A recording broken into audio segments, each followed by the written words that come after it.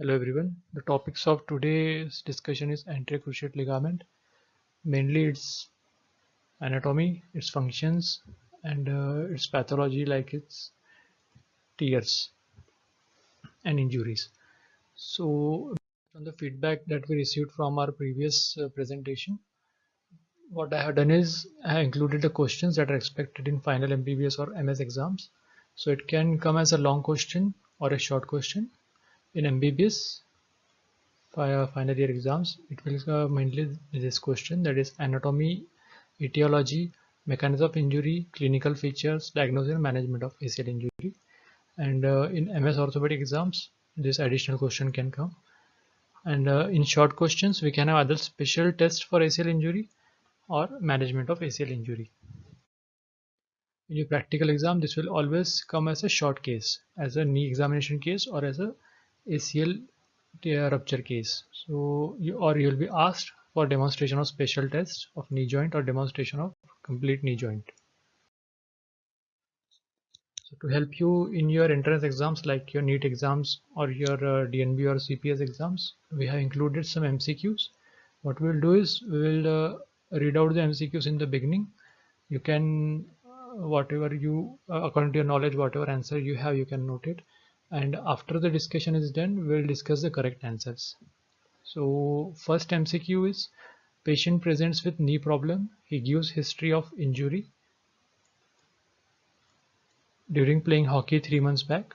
On testing, knee was unstable anteriorly in extension but was stable in 90 degrees of flexion.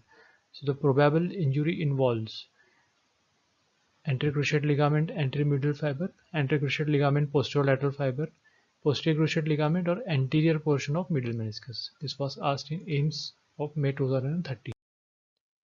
Next question is, which of the following is the safest test to be performed in a patient with acutely injured knee joint? Lachman test, pivot shift test, McMurray's test or a Applis grinding test. Next question is, Anterior Drawer test is for, this was asked in NEET pattern 2012, and options are ACL, PCL, middle meniscus or lateral meniscus. Next question, which one of the following tests will you adopt while examining a knee joint where you suspect an old tear of anterior cruciate ligament? This was asked multiple times in All India, AIMS and PGI and various state exams. The options are posterior drawer test, McMurray's test, Lachman test or pivot shift test. Next question is, which activity will be difficult to perform for a patient with anterior cruciate deficient knee joint? Walking downhill, walking uphill, sit cross-legged or getting up from sitting. This was asked in AIMS of May 2002. Next question is, positive pivot shift test in knee is because of injury to anterior cruciate ligament, posterior cruciate ligament, middle meniscus or lateral meniscus. This was asked in AIMS of June 2000. So now we'll start discussing about there is one more MCQ.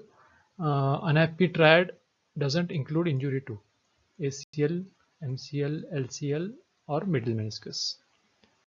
So now we'll start discussing about the anatomy of the ACL joint, ACL ligament. So in this diagram, the part that I am highlighting with this red marker is your ACL. Okay, this is your ACL.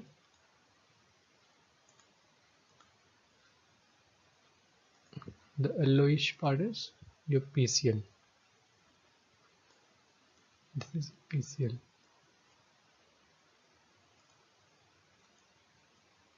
This is your femur. This is the lateral condyle of femur. This is the medial condyle of femur. So lateral condyle of tibia, medial condyle of tibia. This is your meniscus. This is lateral meniscus. This is medial meniscus. This is your tibial tuberosity. This is your fibula. Okay, so the one that I marked in this reddish marker is your ACL. So what we'll start with its properties, that it is made up of connective tissue and it is extrasynovial but intracapsular. It's extrasynovial means it lies outside the synovium of the knee joint, but it is intracapsular. Intracapsular means the knee capsule is like this. Capsule covers a synovial joint.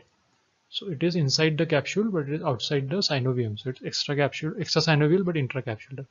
What is the origin? It originates from the lateral condyle. This is this cross section. This is your femur. This is your cross section of the lateral condyle. This is your lateral condyle. So it originates from the posterior part of the medial surface of lateral condyle. Then it moves anteriorly, medially, and distally, and inserts over the upper end of tibia at a fossa located anterior and lateral to the tibial spine. So this is your tibial spine. So it attaches anterior and lateral to the tibial spine. Coming to the length, its length ranges from 22 to 41 millimeter, and its width ranges from 7 to 12 millimeter. So if you take average, its length is 32 millimeter or 3.2 centimeter, and its width is 10 millimeter or 1 centimeter. So this is your length around 32 millimeter, and this is your width around 10 millimeter. So there are two divisions of the anterior cruciate ligament. Those are anteromedial bundle and the posterolateral bundle. This is your anteromedial bundle. This is your posterolateral bundle. What is the significance of this? When the knee is in flexion, this is knee in 110 degree of flexion. In flexion, anteromedial bundle is tight or taut or extended. You can see here it's looking very taut, and the posterolateral bundle is looking relaxed. In knee extension, the anteromedial bundle becomes relaxed and the posterolateral bundle becomes taut. So this was one of the MCQs that we discussed in the beginning. We'll discuss the correct answer at the end. So ACL has two divisions. That is, ACL is composed of two bundles, anteromedial and posterolateral. Anteromedial bundle tightens during knee flexion, and reverse happens in knee extension. Coming to the nerve supply, so it is supplied by the tibial nerve.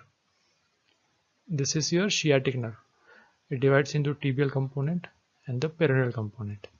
So the tibial nerve gives a branch to the anterior cruciate ligament. We can see it in the next slide.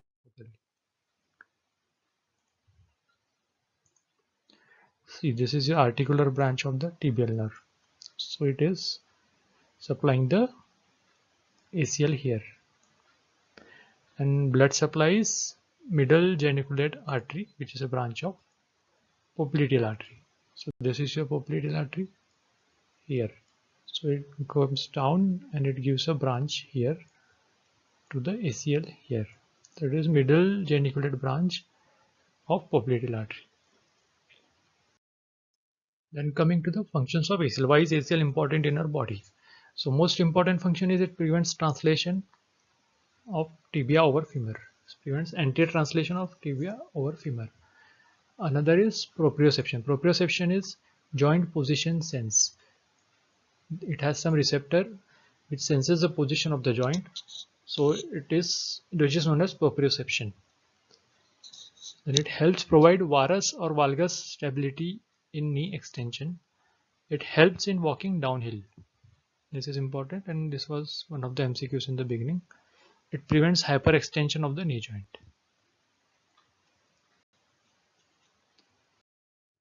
Then coming to our main topic, that is ACL rupture or ACL injuries. First, coming to the etiology. So ACL injury can happen due to contact injuries or non-contact injuries. What is contact injuries? When something damages or hits the knee joint. This is direct force is there, which is commonly occurring in sports and athletes. So this is example of direct injury. One person hitting the knee of the other person. Or it can be a non-contact injury in which no external force is applied. It is due to rotational or direct stress of the knee joint. So it results in indirect force which is more common. That is 80% of the time it is non-contact injuries. Like in this case, there is no direct force from the outside, but due to a fall, there is hyperflexion and knee joint is damaged, resulting in ACL rupture. Then coming to the mechanism of injury, the most common mechanism is the knee, the foot is fixed to the ground, and there is a dynamic valgus force or a force from the anterior side. Okay, so ACL tear most frequently occur in situation of a valgus or anterior stress to an extended knee. It can also occur due to extreme hyperextension or extreme internal rotation of the tibia, but this is more common. Then coming to the clinical features, it will always be a history of trauma. The patient will give a history that he had a fall or some direct force. Then this is a most classical complaint. It is an audible pop. The patient says he felt an audible pop. So an audible pop often accompanies this injury. And within few hours, a large swelling over the knee joint develops because of hemarthrosis. What is hem? Hem is blood and arthrosis is joint. So blood in the joint. Due to blood in the joint, there will be swelling. So patient will also be give a history of inability to walk immediately after the injury. So if he was playing, then there will be history of some other people carrying him off the field. And if it's a high energy trauma, then there will be associated ligamentary injuries. The one of the example is terrible triad of knee. We'll discuss it in the future slide. What is natural history of ACL? What do you mean by natural history? Natural history means if there is a ACL tear and there is no treatment given to the patient, so how will the knee behave? That is known as the natural history of ACL tear. So if not treated, complete ACL tear can cause progressive symptoms. So how will it progress? There will be ACL tear, then it will give rise to knee instability. There will be repeated episodes of instability that will lead to damage to menisci, cartilage and other ligaments. This will ultimately lead to secondary osteoarthritis of knee joint or degeneration of the knee joint. So the patient will have severe pain after some years due to degeneration. So there is a classification of for all the ligaments, for tear of all the ligaments. There are three grades: grade 1, 2 and 3. So this grade 1 and grade 2 comes under partial tear, and grade 3 comes under complete tear. What's the difference between grade 1 and grade 2? In grade 1, the tears will be microscopic. Patient will not have any or much symptoms. In grade 2, there will be visible tear. It will not be complete. So the patient will have a somewhat unstable knee and can have a feeling of giveaway periodically when he stands or walks. And in grade 3, there will be complete tear of the ACL and the patient's knee will be very unstable. Coming to the diagnosis part, how will you diagnose? There are two methods. Either you do it clinically or you do it with the help of radiology. So in clinical test, or there is one more diagnostic method, that is arthroscopic. Arthroscopic is when you put an arthroscope to look for any tear. It's not done routinely, but if you suspect a ACL tear and it's not visible on radiology or clinically, then you can put an arthroscope.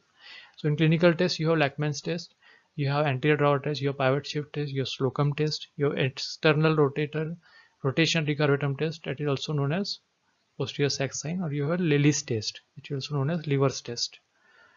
In radiology, you can do a X-ray, which is not very helpful routinely. Then you can do arthrogram. It was done in the past. It is not done now due to advent of MRI.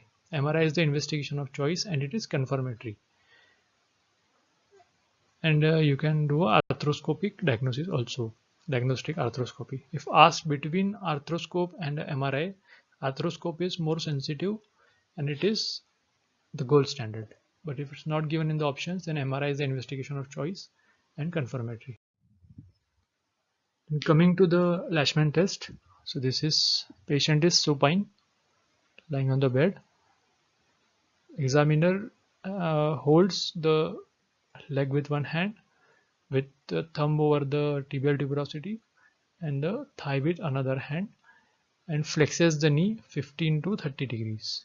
So this is the knee joint, flex 15 to 30 degrees. Typically it is done around 20 degrees.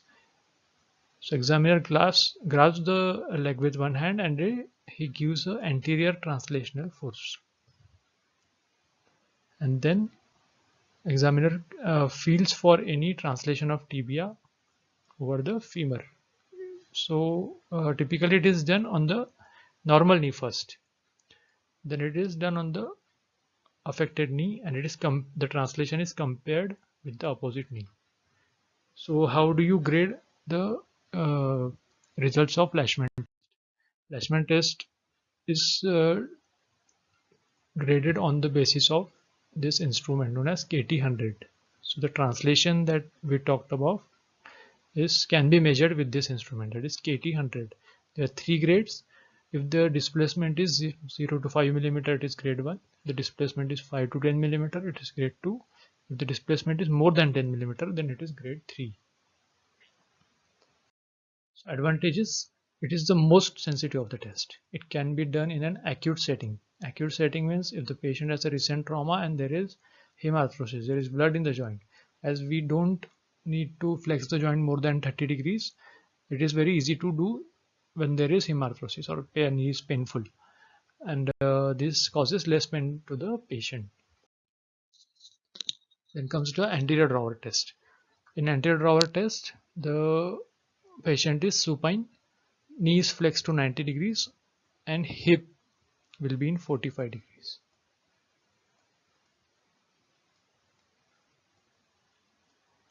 So hip will be 45 and knee will be 90. This is your knee joint. So examiner sits on the foot of the patient. Here the examiner is sitting on the foot of the patient to stabilize the joint. So examiner wraps both hands around the tibial plateau here and keeps his thumb over the tibial tuberosity, and examiner gives anterior force on tibia and compares it to the opposite side. So it is same as the Lachman test, only difference is the knee is in 90 degrees. So this will be not possible in acute setting with hemarthrosis. Then comes the Slocum test. Slocum test is nothing but anterior drawer test with some modifications. What are the modifications? It is done in 30 degree of internal rotation and 15 degree of external rotation. It is same anterior drawer test with 30 degree of, see here the foot is in 30 degree of external rotation. 15 degrees of external rotation. So what is the significance? If it's positive in 30 degree of internal rotation, if there is translation in 30 degree of internal rotation, it indicates damage to the anterolateral structures of the knee. And if it's positive in 15 degree of external rotation, it signifies damage to the posterior medial structure of the knee. So what are the anterolateral structures? Anterolateral structures are typically ACL, lateral collateral ligament, and lateral joint capsule. Then comes the pivot shape test. In this also, patient is lying supine on the bed. Examiner internally rotates the foot to 30 degrees. This is the foot rotated to 30 degrees. Valgus stress is applied at the knee. So this is, the examiner is giving a valgus stress to knee with his other hand. Knee is flexed gradually. So knee is initially in an extended position, then it is flexed gradually. If the test is positive, means if there is ACL tear or if there is anterolateral instability, the knee in extension will be subluxated. So when we flex the knee joint at around 20 to 30 degrees of flexion, the knee will relocate and the examiner will feel a pop. So if the test is positive, if subluxated tibia is reduced over femur during flexion. So it is positive in ACL tear and anterolateral instability. What are anterolateral structures? ACL, lateral collateral ligament, and lateral joint capsule. Then comes the Lelli's or liver test. This is a very recent test which was described few years back. So examiner puts his hand over the below the calf, just distal to tibial tuberosity. This is tibial tuberosity. So this is examiner's hand, and then he gives a downward directed force over the quadriceps, lower end of quadriceps. If the leg moves up, then the ACL is intact. If the leg sags down, then the ACL is torn. Then comes the O'Donoghue's terrible triad or unhappy triad. There are two unhappy triads in orthopedics. One is at elbow and other is at knee. So in knee joint, the terrible triad or the unhappy triad of O'Donoghue consists of a ACL ligament tear, a medial meniscus tear, and a medial collateral ligament tear. What is the significance? It is a very serious injury in the sense the treatment is very difficult and the prognosis is not good. The patient recovery is not complete most of the times. Coming to x-rays, x-rays are not of much help, but in some cases you can see a fracture, avulsion fracture here.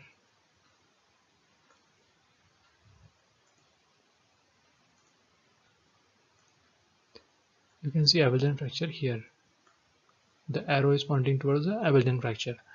What this signifies is the anterolateral ligament fracture. So what it has been an observation that when this fracture is present, which is known as a Segond's fracture, S-E-G-O-N-D, Segond's fracture, it is associated most of the times with the ACL injury. So if this is present, then the chances of ACL ligament injury are increased. So that is the significance of a Segond. It is not present in all cases of ACL tear, but if this is present, then ACL ligament tear is present in most of the cases.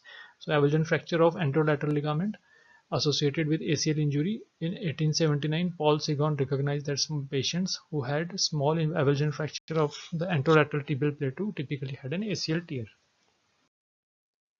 So then coming to the MRI. MRI, this is the normal film of MRI, and this is your ACL.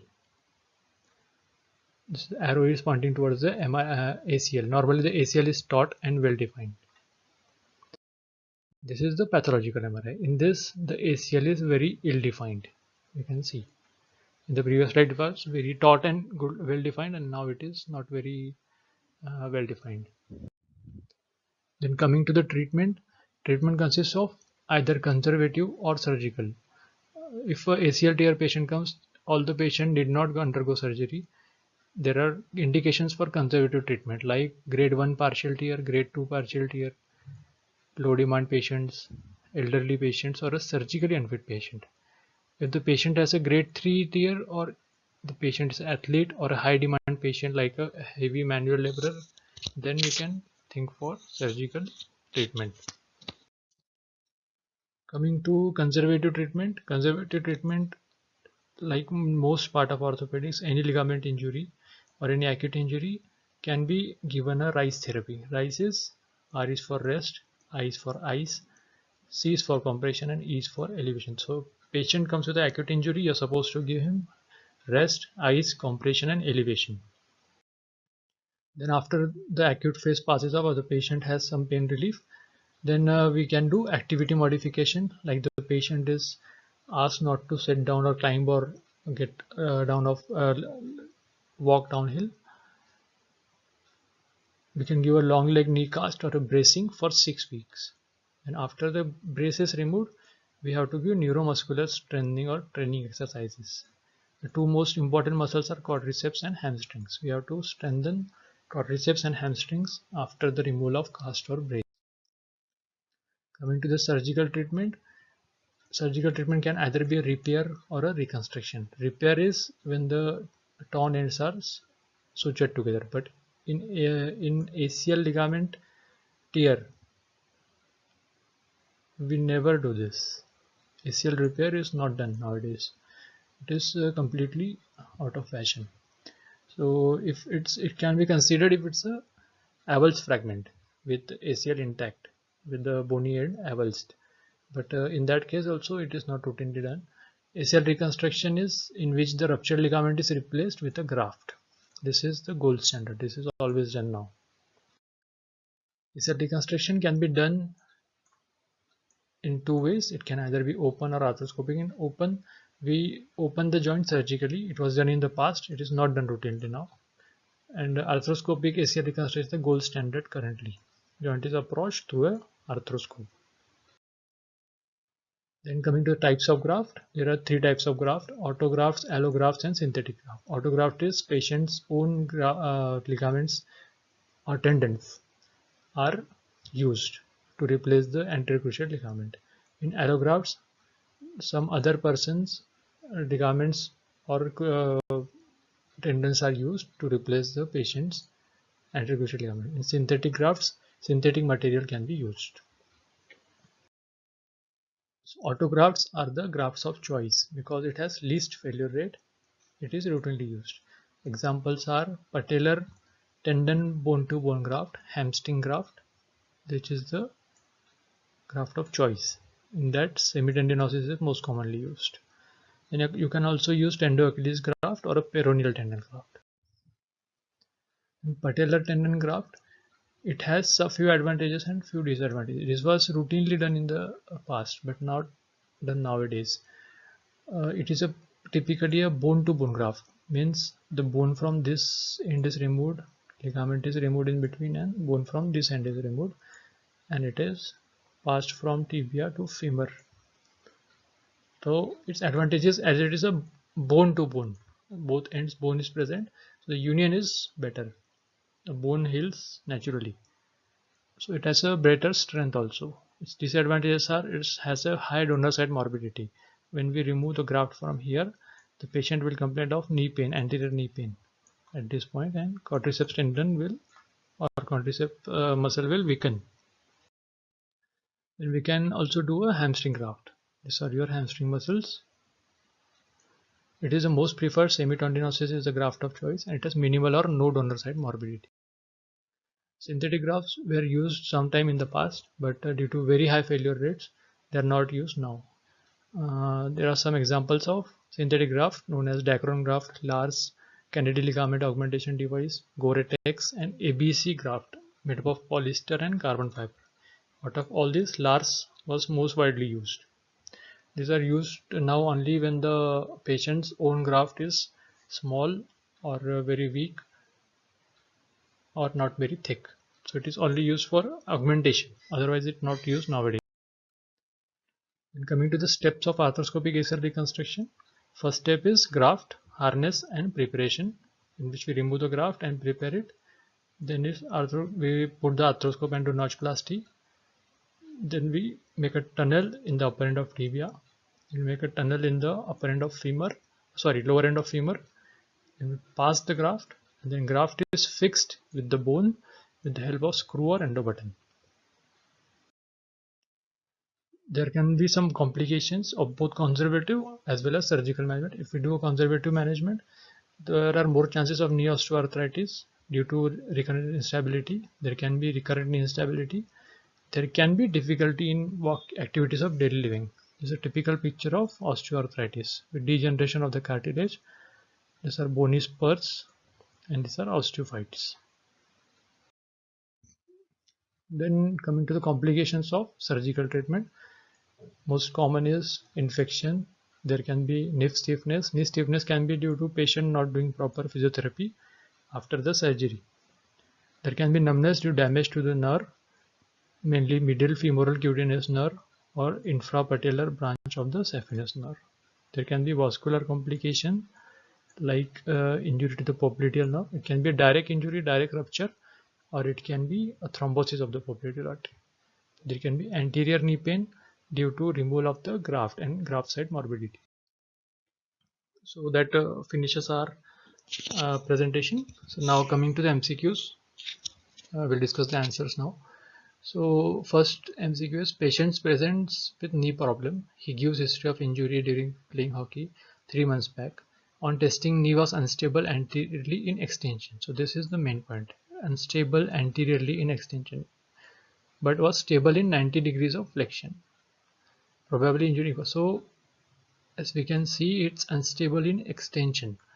So in extension, the posterolateral fiber are taut, or the posterolateral fiber are supposed to give stability to the knee joint. So it's unstable in extension, so the answer will be tear of ACL posterolateral fibers.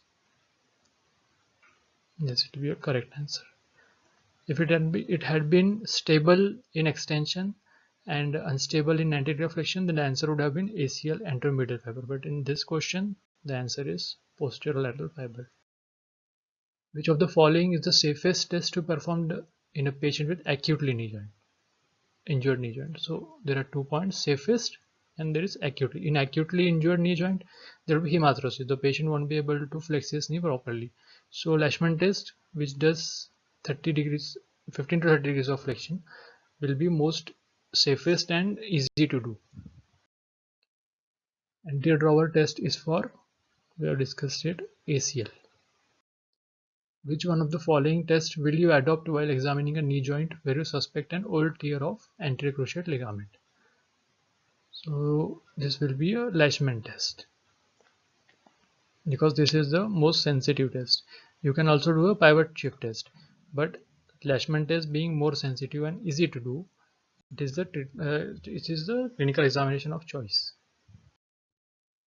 Which activity will be difficult to perform for a patient with an anterior cruciate deficient knee joint? We had discussed this. The answer will be walking downhill. Walking uphill will be difficult in posterior cruciate ligament injuries.